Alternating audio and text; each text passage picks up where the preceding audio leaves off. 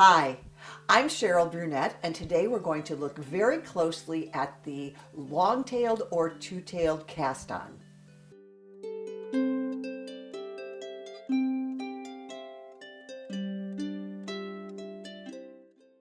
This cast-on is also called the knit half-hitch cast-on, the two-tail cast-on, the long-tail cast-on, and the reason I've chosen to look at this really so closely is because it is the most commonly taught and used in the United States, Britain, I think in Europe, and there's for good reason.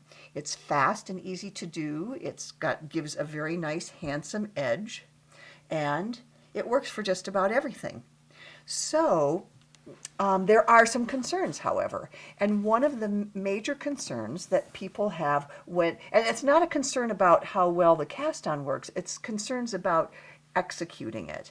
And one of the things that people get concerned about is that the tail will be long enough. All of us, I'm sure, have had experiences where we have cast on 100 and some stitches and we've run out of tail before we finished the yarn. There are several ways to work around this. One of which is to use two ends from the same ball of yarn.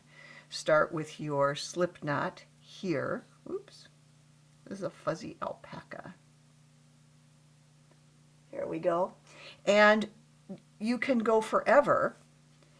Oops. As long as it doesn't tangle too much, you can use one as your tail end and one as your end that goes back to the ball, and you can just go on as long as you want. The disadvantage of this is that you have one little extra tail to work in at the end. Certain balls of yarn are a little bit harder to find both ends. I would be hard pressed to find the second end of this particular ball. The way this put up makes it more challenging. So in this case, if I had 400 stitches, for example, to cast on, I would probably take a second ball of yarn and use it with this one, tying a slip knot with the two of them and then working out. But my personal preferred method for estimating how much yarn I'm going to need is to simply cast on 10 stitches. I mean, I don't usually have to cast on 200 stitches. Usually 150 is about the most, or even less than that. So here's my slip knot, and here are 2, 4, 6, 8, 10 stitches. Then I take those off and unravel them back to the slip knot. There it is. From there to there, where my sort of crinkly part is, that is how much I needed for 10 stitches. So then I just do 20, 30, and I'm generous with this, 40, etc. And I get to 50. If I have 200, I'll stop at 50 and then stretch them out and do them by groups of 50. And that gives me, this should be enough of a tail for 50 stitches to cast on. So that gives me enough of an estimate, and it sort of satisfies me not having to work in that extra tail at the end. So that's one thing to be concerned about. Another thing that people are often concerned about, and I think it's worth some concern, is that it will be too tight, especially for beginners. And part of that is because when we're learning a new skill, we are more tense with it. But part of it also is it's not that we're not paying attention. It's that we don't know what to pay attention to. So I'm going to look really closely at the structure of what we have. And notice I'm using two different color yarns just so you can see what I'm doing. And even though I can use the typical, what's called the slingshot method to cast on, I am handier with the one that I've done all of my life, which is the two-handed cast on, and the British method, I think it's also called. And also, in fact, I want to make this my tail. Usually the tail is on your left hand and the ball of yarn is on the right. The reason I want to use this, and the reason I like to use it, is it's first of all, it's really successful for me because I've done it forever, literally over 60 years. And the other thing is it gives me really good control over the angle of how I'm going to use the yarns. In this method, and my goal is not to demonstrate this, as I said. In this method, if you don't know it, you wrap around that way. Essentially, I'm knitting off this stitch. And let me do a couple, and then I'm going to show you the structure. I can do a video for you on that demonstrates how to do this particular cast on.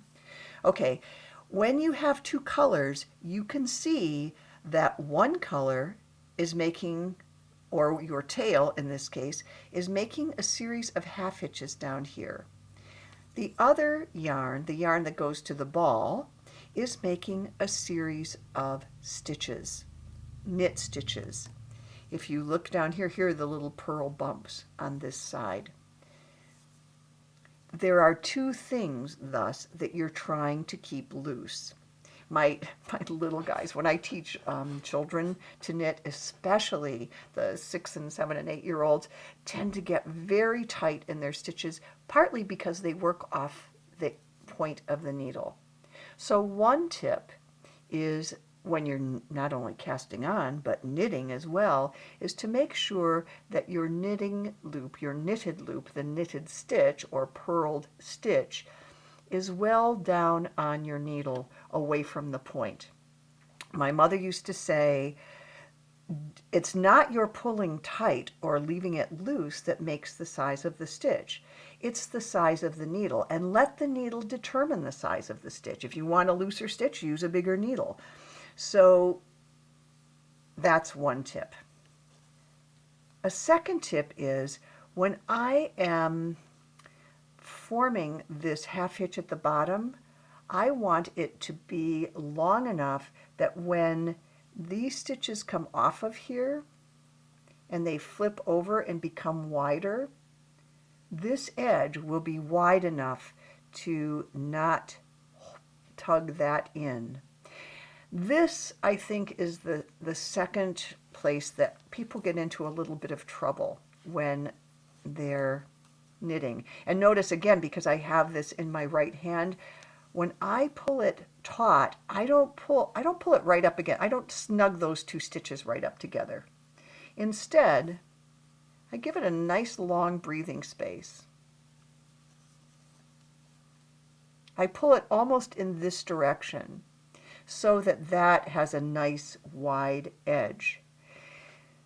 How some people have tried to compensate for this tightness, which comes from snugging these two stitches together too much or not being loose enough with this stitch, is they recommend that you use 2 needles and cast on with 2 needles at once.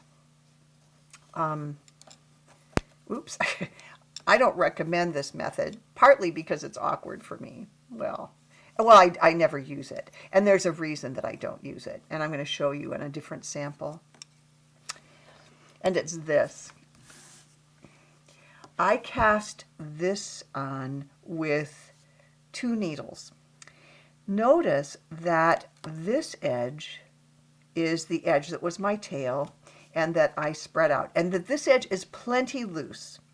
Notice how large that first row of stitches is compared to the rest of my stitches. That's because I worked it over 2 needles. This does not help this edge being too tight. I suppose if you really pull hard, it will compensate and pull some of this stitch down into that edge, but they really are 2 different issues. On your right hand, you are using the yarn that makes the depth of the stitch or the length of the stitch, and on the tail side, or your thumb or your left hand, you are doing the bottom series of half hitches. So it doesn't do any good to do it over 2 needles if your tightness is down here. This might help you if you are a novice knitter and you're being tense and therefore it's really hard for you to knit off the first row. But when I'm teaching knitting, never suggest that people use this. I'm not saying that you can't. Go ahead and use 2 needles if that's a successful method for you. But what I try to teach my students right from the very beginning is to be aware that both of these things, both this loop and this half hitch between the loops, needs to be relaxed. And you can start seeing that there's a nice, even kind of rhythm, visual rhythm almost, all the way along there. Okay, so the first concern that we had was, how much tail do I get for a yarn? Or how much tail do I need to set aside so that I'm sure that I don't run out? The second one was, how do we handle the problem of it being too tight? One of which is to simply let the needle, make sure you're off the points of the needles, make sure that you're backed up well onto the needle, and don't pull too tight. People tell you to snug it up. Don't snug it up real tight. Make sure that there's some distance between these loops. And then the final concern is, how do you count this? How do you count your cast-on row? Well, I count it as the first row of knitting, because that's what you're doing. You're knitting into these half hitches down here. So some patterns may or may not call for you to, or may not include that information, or may not have figured that out in advance. It says work 12 rows of rib before you switch to your larger needles. If it were I would count that first cast on row as 1, 2, 3, 4, 5, 6, 7. I have the 8th row on the needle right now. I hope you enjoyed today's program as much as I did. I loved taking a really close look at this workhorse of a cast-on that most of us use most of the time. And I hope you'll join me again as I continue this exploration of the vast subject of edges in knitting. Until then, don't forget to subscribe or comment below if there's something specific you want to know about edges, especially, because that's what I'm working on right now. Like this video if you did like it, and come back and see me again. Until then, enjoy your knitting. And today we're going to look at the long-tailed or two-tailed cast-on, and we're going to scrutinize it really closely, and that's too long an introduction. I hope you enjoyed it. No, I hope you enjoyed it.